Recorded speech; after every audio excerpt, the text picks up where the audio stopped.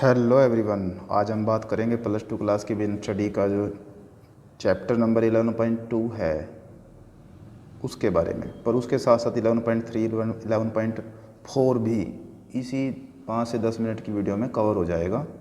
जैसे 11.2 है, ये हमारा चैप्टर है एडवर्टाइजमेंट मीन्स विज्ञापन। फिर 11.2 के बाद 11.3 है वो हमारा पर्सनल सेलिंग व्यक्तिगत विक्रय जिसे बोलते हैं। फिर उसके बाद 11.4 है जो वो है व्यक्तिगत विक्रय, और उसी के अंदर एक प्रचार मीन्स पब्लिसिटी भी आ जाएगा। तो ये 4 टॉपिक हैं जो हम आज इसी वीडियो के अंदर कवर करेंगे। चारों का मेन टारगेट तो ये है कि भाई प्रोडक्ट को के बारे में सबको बताओ, उसको बेचने के भरसक प्रयास करो, मतलब मार्केटिंग के ही पार्ट हैं सारे। पर इन सब की जो भूमिका है, रोल है जो, वो एक है। ये मेन मुद्दा है कि भाई अगर हमें पूछ ले कोई विज्ञापन का अर्थ और उसकी भूमिका बताओ, व्यक्तिगत विक्रय उसकी भूमिका बताओ, विक्रय संवर्धन उसकी भूमिका बताओ, प्रचार और उसकी भूमिका बताओ, तो सब में यही वीडियो आप कर लीजिए, उससे आपको सारे क्वेश्चन के आंसर क्लियर हो जाएंगे। 3 चैप्टर इसी 10 मिनट के अंदर हो जाने आपके कवर। ठीक है, तो चलते हम लेके आपको सबसे पहले विज्ञापन क्या है। विज्ञापन पर किया गया खर्च बेकार नहीं जाता, बल्कि यह एक लाभदायक विनियोग है, इन्वेस्टमेंट हो जाता है। आपको पता भाई एडवर्टाइजमेंट जब होती है उस पर जो हम खर्चा करते हैं वो खर्च नहीं कहलाता, वो इन्वेस्टमेंट होता है, क्योंकि इसका फ़ायदा इन फ्यूचर भविष्य में हमें मिलता ही रहता है। ठीक है ना, किसी को ज़्यादा किसी को कम, वो समय पे डिपेंड करता है। तो चलिए सबसे पहले हम एडवर्टाइजमेंट का मीनिंग करते हैं। विज्ञापन का क्या अर्थ है कि उपभोक्ताओं को किसी विशेष उत्पाद या सेवा अथवा विचार की पर्याप्त जानकारी करवाना, ताकि वे उसकी ओर आकर्षित हो, खरीदने के लिए, बारे में देखने के लिए उसके कुछ भी। तो उत्पाद की पर्याप्त जानकारी का अर्थ यह बताने से है कि उत्पाद का नाम क्या है, किस काम आता है, किस आकार का है, क्या मूल्य है, उपलब्ध होने की का स्थान क्या है, सेवा विचार उपलब्ध कराने वाली संस्थाएं यह जानकारी प्रदान करती है, और उनकी सेवा और विचार कहाँ, कैसे, किन शर्तों पर हो सकते हैं, वे लोग किस प्रकार लाभदायक हैं। ये आजकल बाज़ार में क्या प्रतियोगिता का बोलबाला तो है ही है, तो इसलिए इसके लिए हम किसका प्रयोग करते हैं, एडवर्टाइजमेंट का। तो मतलब किसी भी चीज़ की जानकारी देना वो एडवर्टाइजमेंट का ही पार्ट है। ठीक है, तो विज्ञापन की क्या भूमिका है, रोल ऑफ एडवर्टाइजिंग, ये आपको बताएंगे अभी आपको कि भाई आज बाज़ार में एक ही वस्तु के निर्माता, अनेक निर्माता उपलब्ध हैं। तो सभी निर्माता जो लोग हैं वो अपनी वस्तु की ओर आकर्षित करके अधिकाधिक विक्रय करना चाहते हैं, लोगों को अपनी तरफ खींचना चाह रहे हैं, ये ज़्यादा से ज़्यादा आएँ लेने के लिए। और ऐसी स्थिति में विज्ञापन ही एक ऐसा माध्यम है जिसका प्रयोग करके वस्तुओं प्रतियोगिता का सामना किया जा सकता है, एडवर्टाइजमेंट मतलब। तो विज्ञापन के बारे में ऐसा नहीं कहा सकता कि इसका लाभ केवल निर्माताओं को ही प्राप्त होता है, बल्कि पूरे समाज को इसका फ़ायदा होता है। इसलिए कहा जाता है विज्ञापन करना लाभदायक है। इसकी भूमिका में शामिल है कि इसका लाभ किस किस को होगा, निर्माताओं के लिए भी लाभ होगा, समाज को भी होगा, सारे आएंगे धीरे धीरे पॉइंट करके। तो मैं एक करके पॉइंट के बारे में आपको बता रहा हूँ, सुनिए। सबसे पहले है ग्राहकों की संतुष्टि या विश्वास में वृद्धि, निर्माताओं। ठीक है, निर्माताओं के लिए फ़ायदेमंद है विज्ञापन। क्यों?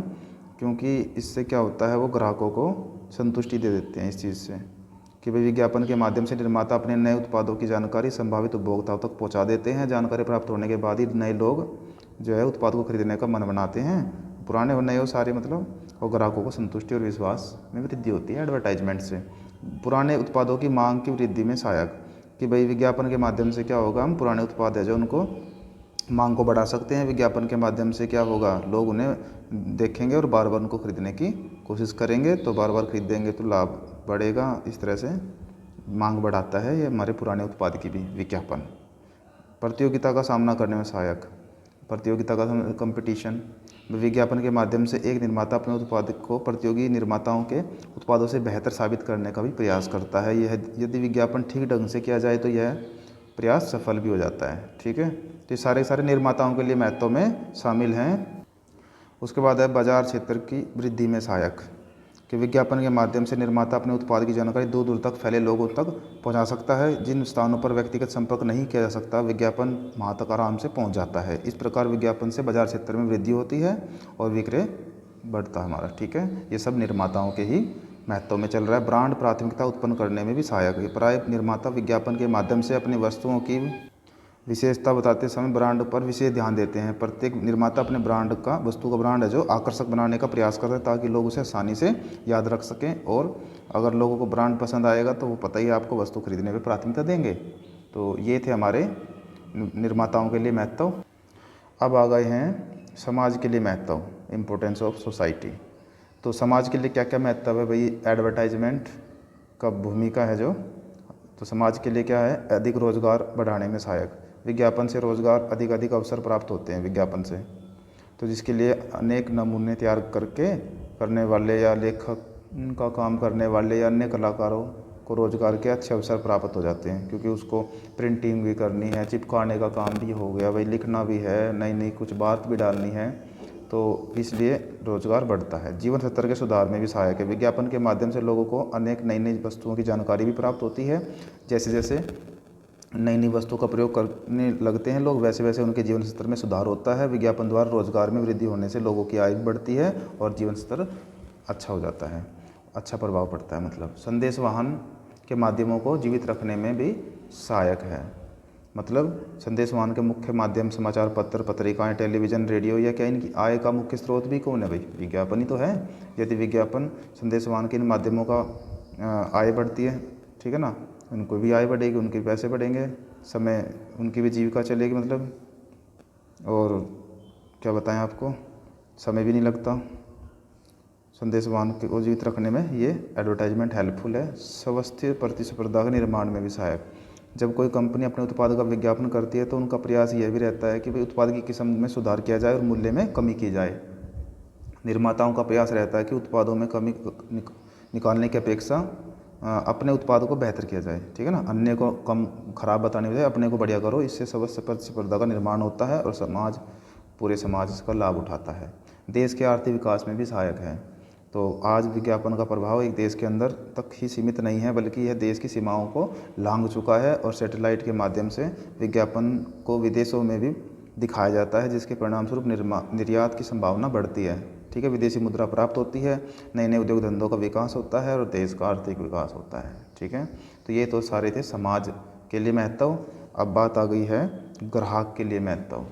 तो ग्राहक के लिए क्या क्या महत्वपूर्ण है विज्ञापन? वो है एक मूल्य में कमी। तो विज्ञापन से वस्तु की मांग में वृद्धि होती है। जब ज़्यादा वस्तु बिकेगी तो ऑटोमेटिक उसका प्राइस घटेगा, लागत में कमी आएगी, ठीक है। विभिन्न उत्पाद का ज्ञान। विज्ञापन के माध्यम से ग्राहकों को नई नई वस्तु के बारे में जानकारी प्राप्त होती है। तो ग्राहक के सामने अनेक वस्तुएं होती हैं, वह उनमें से सर्वश्रेष्ठ का चयन करके उसको ले सकता है। शोषण का डर नहीं, क्योंकि विज्ञापन ग्राहकों को शिक्षित करने का भी काम करता है। इसके माध्यम से ग्राहकों को वस्तुओं की सभी विशेषताओं की जानकारी विक्रेता के पास पहुंचने से पहले ही प्राप्त हो जाती है। इस प्रकार वो है शोषण नहीं हो पाता उसका। जो 2 रुपये की चीज़ें 3 में दे देगा, ऐसे कैसे दे देगा? जब उसको एडवर्टाइजमेंट से पता लग चुका इतने की है, इतनी मात्रा है, यूँ है, तो टेंशन नहीं है। फिर लास्ट जो है वो है उत्पाद की किस्म में सुधार। तो जब कोई उत्पादक विक्रेता अपने उत्पाद का विज्ञापन करता है तो उसका उद्देश्य ग्राहक का विश्वास जीतना होता है। ग्राहकों का विश्वास जीतने के लिए माल की किस्म में सुधार करना भी बहुत ज़्यादा ज़रूरी है। जिन वस्तुओं का विज्ञापन किया जाता है प्राय वे अच्छी किस्म की ही होती हैं। अगर ख़राब होंगी तो कौन खरीदेगा? विज्ञापन भी ख़राब चला जाएगा भाई।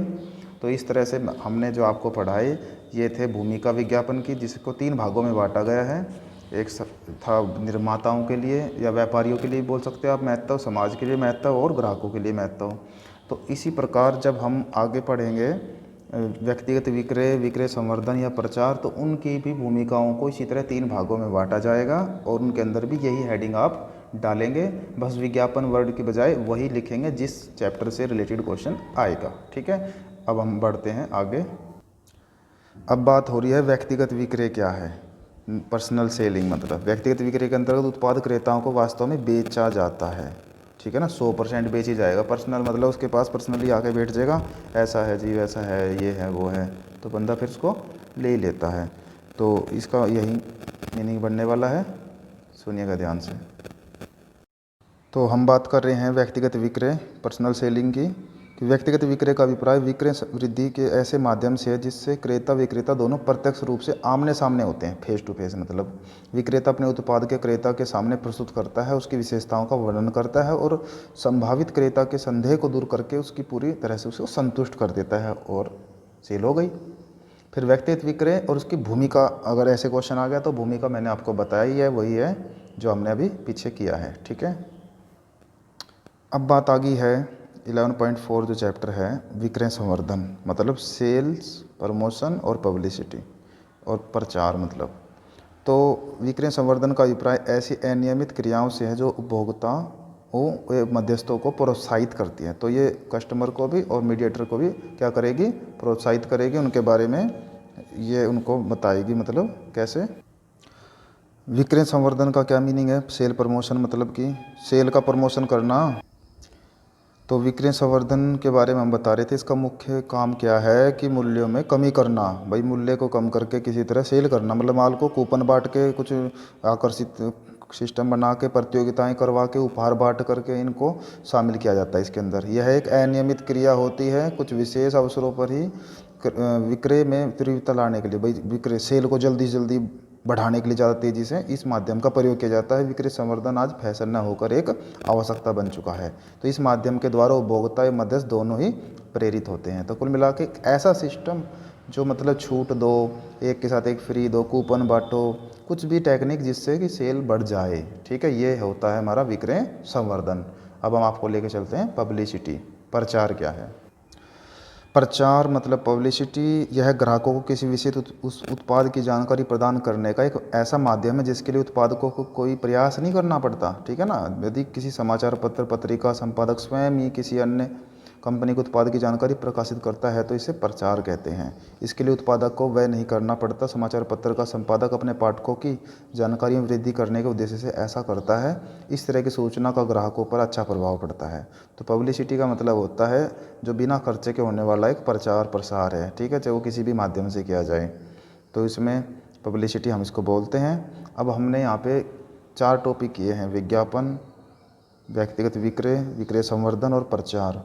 चारों के अंदर अगर हमसे ये क्वेश्चन पूछ लिया जाएगा कि इनकी भूमिका बताइए, जैसे प्रचार की भूमिका, व्यक्तिगत विक्रय की भूमिका, विक्रय संवर्धन की भूमिका, विज्ञापन की भूमिका, तो उन भूमिकाओं को भी आपको 3 भागों में बांट के बताना है। भूमिका मतलब महत्व, जैसे कि निर्माताओं के लिए महत्व हो जाएगा, ठीक है ना, और ग्राहकों के लिए और समाज के लिए, 3 तरह के इसमें चीज़ें शामिल की जाएंगी।